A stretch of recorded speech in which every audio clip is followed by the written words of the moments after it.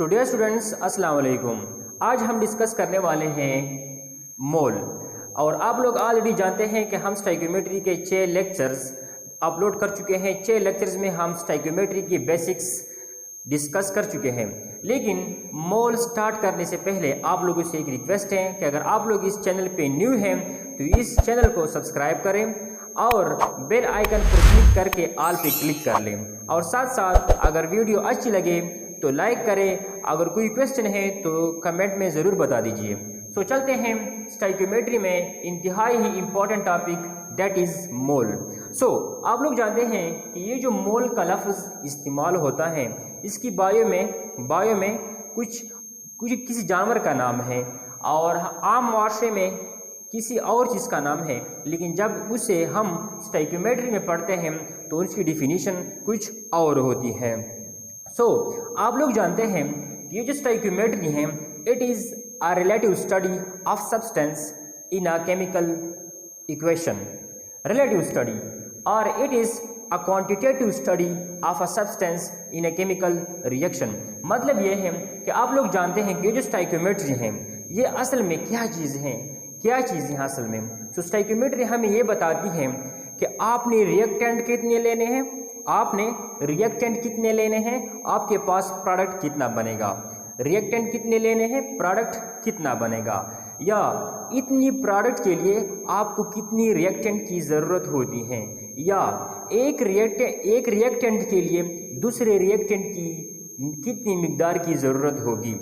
दोबारा मेरी वॉइस करना चाहता हूँ, स्टोइकियोमेट्री एक क्वांटिटेटिव स्टडी है। ये हमें ये बताती है कि अगर ये दोनों रिएक्शन में ये लेट सपोज कितना ले लूँ कि हमारे साथ इतना प्रोडक्ट बने एक, या ये हम ये बताती हैं कि हमारे पास प्रोडक्ट इतना है तो मैं ये कितना लूँगा, और ये हम ये भी बताती हैं कि अगर ये इतना हो तो ये कितना लूँगा। क्लियर है? अच्छा, ये ऑलरेडी हम डिस्कस कर चुके हैं।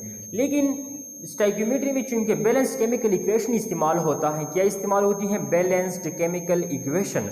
और यही बैलेंस्ड केमिकल इक्वेशन को इस्तेमाल करते हुए हम कैलकुलेशन करते हैं। क्लियर है? अच्छा, तो हम जब हम कोई बैलेंस केमिकल इक्वेशन लिखते हैं, लेट सपोज हम एक बैलेंस्ड केमिकल इक्वेशन लिखते हैं जो बार बार लिखते हैं कि सपोज O2 रिएक्शन करती है H2 के साथ और बनाती है 2H2O। चलो इसको हम बैलेंस करते हैं। बैलेंस करने से यही आता है, ये बैलेंस है। अच्छा, तो अब अभी आइए, अभी कहने का मतलब ये है कि यहाँ पर कुछ क्वांटिटेटिव स्टडी है, कुछ मिकदारी स्टडी है। मिकदारी क्या मतलब है कहने का? यहाँ पर एक मोल ऑक्सीजन मिलता है, 2 मोल H2 के साथ और बनाती है 2 मोल H2O। क्लियर है? अच्छा, अब हमने मोल का लफ्ज़ इस्तेमाल किया। क्या लफ्ज़ इस्तेमाल किया? मोल। अगर हमने मोल का लफ्ज़ इस्तेमाल किया तो इसका मतलब ये है कि मोल हमें सहारा देती हैं। मोल हमें क्या देती हैं? सहारा देती हैं कैलकुलेशन में। अच्छा, तो अगर ये कैलकुलेशन में सहारा देती है तो इनका पढ़ना भी इंतहाई ही इम्पोर्टेंट है। सो चलो बढ़ते हैं मोल की तरफ कि मोल क्या है, इसकी सिंबल क्या है, और ये किस लिए इस्तेमाल की जाती हैं, ये कौन सी फिजिकल क्वांटिटी है। So mole is actually 6.023 10⁻23 numbers of substance in 1 mole. Clear? इसमें मिटाना चाहता हूँ। क्लियर है? अच्छा, अब क्लियर है। देखें 6.023 10⁻23 नंबर्स ऑफ सब्सटेंस। देखिए 6.023 10⁻23 नंबर्स तादाद को कहते हैं। किसी सब्सटेंस की इतनी मिकदार को हम 1 मोल कहते हैं। किसी सब्सटेंस की इतनी मिकदार को क्या कहते हैं? 1 मोल कहते हैं। अच्छा, अब सब्सटेंस क्या है? आप लोग जानते हैं कि मैटर मुख्तलिफ फॉर्म्स में पाई जाती हैं, मतलब प्योर फॉर्म में पाई जाती हैं, इम्प्योर फॉर्म में पाई जाती है। सब्सटेंस क्या है? It is a pure form of matter. अच्छा, तो हम कहते हैं कि किसी सब्सटेंस की इतनी नंबर्स को हम 1 मोल कहते हैं। अब ये सब्सटेंस कोई एटम हो सकता है, कोई मॉलिक्यूल हो सकता है, कोई फार्मूला यूनिट हो सकती है, कोई आयंस हो सकते हैं। लेट्स सपोज हम एटम की बात करते हैं। हमारे पास पीरियोडिक टेबल में हाइड्रोजन है। आप लोगों ने देखा है कि हाइड्रोजन क्या है और उनकी पोजीशन क्या है। अच्छा, अगर हम हाइड्रोजन के 6.023 10⁻23 एटम्स ले लें तो ये 1 मोल के बराबर होता है।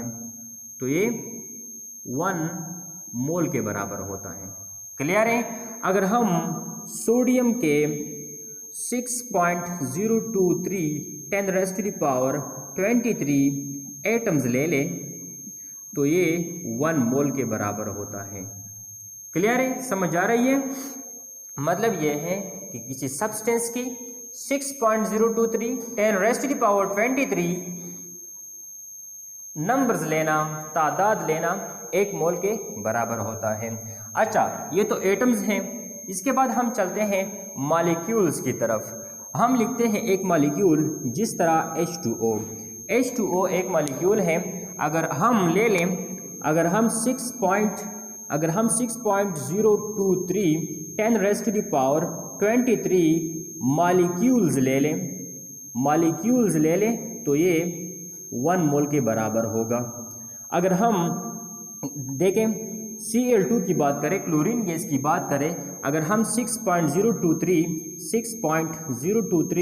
10⁻23 मॉलिक्यूल्स ले लें Cl2 के, स्टार्ट लिखना चाहता हूं तो ये 1 मोल के बराबर होगा।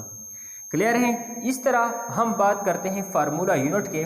अगर हम लेट्स सपोज हम NaCl लेते हैं, अगर हम उसके 6.023 10⁻23 फार्मूला यूनिट्स, देखिए मैं सिंपल लिखना चाहता हूँ, फार्मूला यूनिट्स ले लूँ।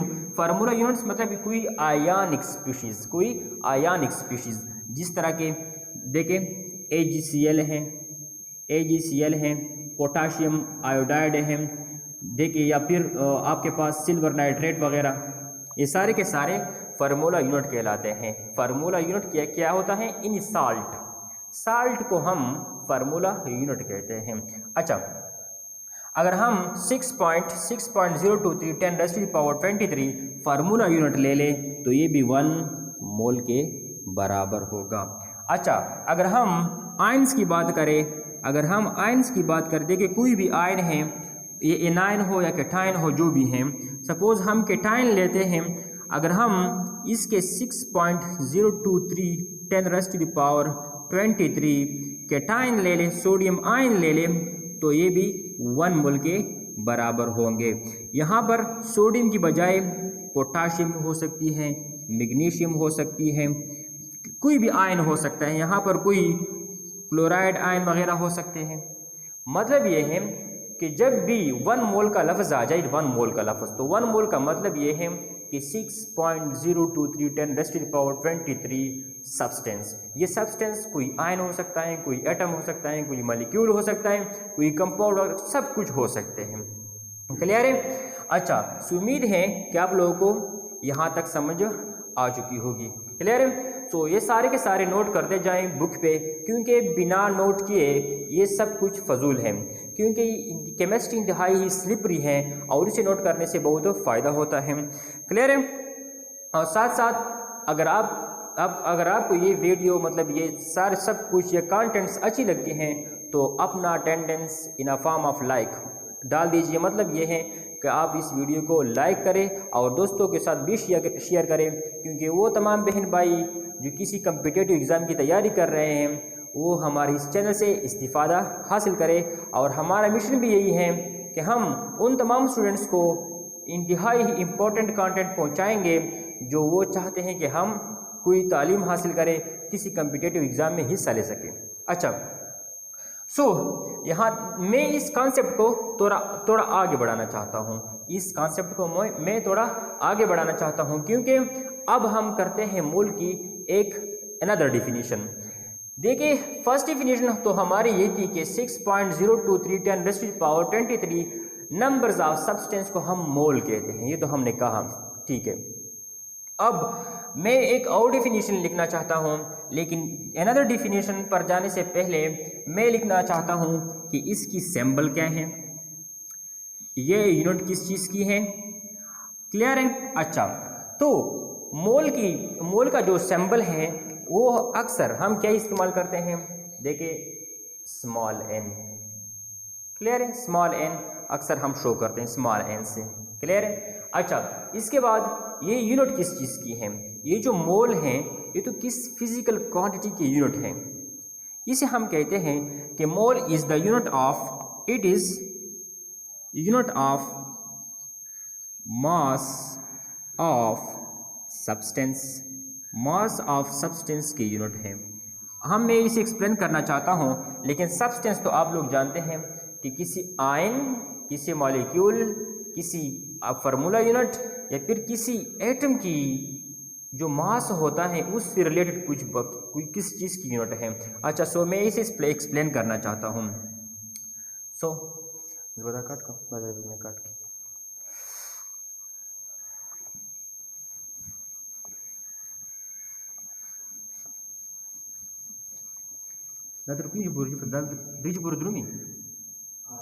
बस अलान दे।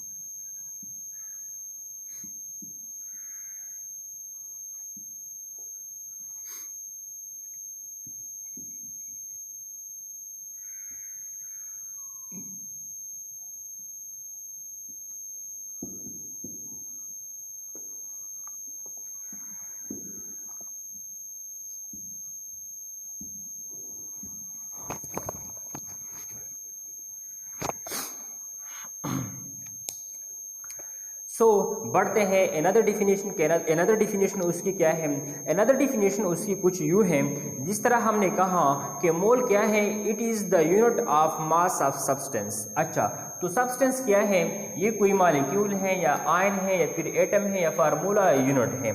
फार्मूला यूनिट मीन्स कोई आयनिक स्पीशीज। अच्छा, तो चलो बढ़ते हैं। फर्स्ट ऑफ ऑल हम मिसाल लेते हैं किसी मॉलिक्यूल की मिसाल लेते हैं। अगर हम उनकी मास को उनकी वेट को हम ग्रामों में जाहिर करें तो ये 1 मोल के बराबर होता है। लेट्स सपोज हमारे पास एक मॉलिक्यूल है, दैट इज हाइड्रोजन, क्लियर है। हमारे पास एक मॉलिक्यूल है जिसको हम H2 से लिखते हैं, मतलब हाइड्रोजन गैस। अच्छा, हम कहते हैं कि अगर हम उनकी एक हाइड्रोजन का मास कितना होता है, 1.008 एटॉमिक मास यूनिट को हम ग्रामों से जाहिर करते हैं। देखिए हम हाइड्रोजन के लिए इस तरह लिखते हैं कि hydrogen is equal to 1.008 AMU, clear है। अच्छा, अब मैं इसे तकरीबन 1 के बराबर लेना चाहता हूँ, 1 के बराबर लेना चाहता हूँ। अच्छा, अगर एक हाइड्रोजन की 1 ग्राम तो 2 हाइड्रोजन की 2 ग्राम, 2 ग्राम, क्लियर है। अच्छा, इस कहने का मतलब ये है कि H2 मॉलिक्यूल में 2 हाइड्रोजन एटम्स हैं और हर हाइड्रोजन एटम का मास 1 ग्राम है, दूसरे का 1 ग्राम, तो दोनों को कंबाइन करें कितना आता है, 2 ग्राम। और 2 ग्राम हाइड्रोजन गैस 1 मोल के बराबर होता है। और 1 मोल हाइड्रोजन गैस में 6.023 10 raise to the power 23 molecules होते हैं। किस चीज़ के मॉलिक्यूल्स, H2 के मॉलिक्यूल्स होते हैं। फिर से रिपीट करना चाहता हूँ, हाइड्रोजन के मॉलिक्यूल में एक हाइड्रोजन के मॉलिक्यूल में 2 हाइड्रोजन होते हैं और एक हाइड्रोजन का जो मास होता है वो 1 ग्राम हम लेते हैं, तो दो हाइड्रोजन का 2 ग्राम होगा। 2 ग्राम हाइड्रोजन मॉलिक्यूल 1 मोल के बराबर होंगे। ये इस नंबर्स के बराबर होंगे, डिस्कस कर चुके हैं। इसके बाद अनदर एग्जांपल लेते हैं, हम किसी आयंस की मिसाल लेते हैं। क्लियर है? अच्छा, इसके बाद हम लेते हैं, लेट सपोज हमारे साथ सोडियम प्लस आयन है, सोडियम प्लस। अच्छा, अगर हम इनकी बात करें सोडियम की, यहाँ पर देखें, यहाँ पर इनका जो मास है अप्रॉक्सीमेटली 23 ग्राम्स हैं, 23 ग्राम्स। तो 23 ग्राम्स ऑफ Na प्लस का मतलब ये है कि ये 1 मोल के बराबर होता है, 1 मोल के बराबर। और 1 mole of sodium plus is equal to 6.023 10⁻23 ions. Okay, अच्छा, ये इसे आप पीरियोडिक टेबल में देख सकते हैं। इसके बाद हम बढ़ते हैं एटम्स की तरफ। हमारे पास एक एटम है कि लेट सपोज हम हाइड्रोजन की बात करते हैं, हाइड्रोजन एटम। तो एक हाइड्रोजन एटम का मास 1 ग्राम या R 1.008 ग्राम है। एक हाइड्रोजन का मास इतना है। अच्छा, तो एक हाइड्रोजन का मास अगर इतना है तो ये 1 मोल के बराबर होंगे। कितने के बराबर होंगे? 1 मोल, 1 मोल। और एक देखिए, मैं फिर से यहाँ पर लिखना चाहता हूँ ताकि कोई कन्फ्यूजन ना हो। 1 मोल के बराबर होंगे, 1 मोल, और वो बराबर होंगे 6.023 10⁻23 एटम्स। मतलब ये है कि अगर हम 1 ग्राम या 1.008 ग्राम हाइड्रोजन ले लें तो ये 1 मोल के बराबर होगा और 1 मोल इसके बराबर होती है। इजी है। अच्छा, फार्मूला यूनिट की बात करते हैं। देखिए, हमारे साथ एक क्या है, लेट सपोज हमारे पास एक जो फार्मूला यूनिट है सोडियम क्लोराइड, सोडियम क्लोराइड। एक सोडियम का मास कितना होता है? 23। तो और क्लोरीन का कितना होता है? 35.5। क्लियर है? तो कितना बनता है? देखिए, 2 + 3 5 एंड देखिए 5, इसके बाद 6, 2 + 3 5 एंड 8.5 ग्राम्स। मतलब ये है कि ये एक फार्मूला यूनिट है, कोई आयनिक स्पीशीज़ है, कोई आयनिक सब्सटेंस है।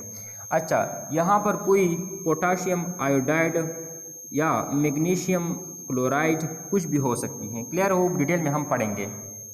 क्लियर है? तो ये है एक फार्मूला यूनिट।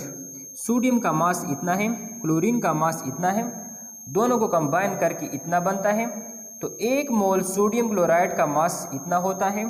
क्लियर है? और ये 1 मोल के बराबर होता है, 1 मोल के बराबर होता है। और उसमें 6.023 10⁻23 एटम्स, सॉरी एटम्स नहीं बल्कि फार्मूला यूनिट्स होंगे, फार्मूला यूनिट्स होंगे। क्लियर है? क्योंकि फार्मूला यूनिट की बात हो रही है तो फार्मूला यूनिट्स इसमें होंगे। सो उम्मीद है कि आप लोगों को इसकी समझ आ चुकी होगी। डिटेल के साथ हमने पढ़ा कॉन्सेप्ट ऑफ मोल। इंशाल्लाह कुछ भी बाकी नहीं है इसमें। इंशाल्लाह नेक्स्ट लेक्चर में मैं कोशिश करता हूं कि इससे बेनिफिशियल या इसके मुतालिक जो भी MCQs हैं वो भी डिस्कस किए जाएं। और साथ साथ मैं फिर से अपनी बात को रिपीट करना चाहता हूं कि इस चैनल को सब्सक्राइब कर ले। सब्सक्राइब